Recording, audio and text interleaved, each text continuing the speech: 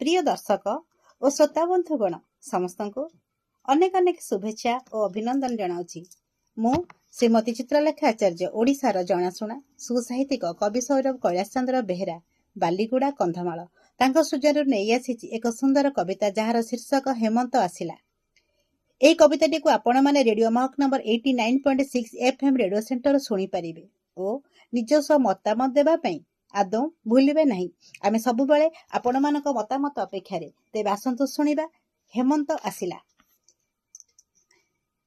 Hemant आसिला him नेई हरित घासरे मणि थोई हल काम कला शेष होई हालिया मारुछि चासी भाई हसुअछि धान केंडा नेई हसुछि शीतल बा पाई हिड़े जगी अछि दिना भोई हजी जाए मजा गीत गाई हली हली आसे रघु स्वाई हाटरू गरम लुगा नेई हगुरी नानीर बर थाई हट हटा करे लुगा पाई हरिया भाईर पुओ थाई हेतु करे जामा नेबा पाई हुतु हुतु होई जळे जुई राधिका बसिछि निया पई हलाउछि मथा खुशी होई हाई मारुअछि बुढ़ी आई हटुअछि नाती गप पाई हाथ थरी जाए थंडा पाई हाकुटी मारुछि धनी आई हिम पाई तार चिंता नहीं हाकुटी मारुछि धनी आई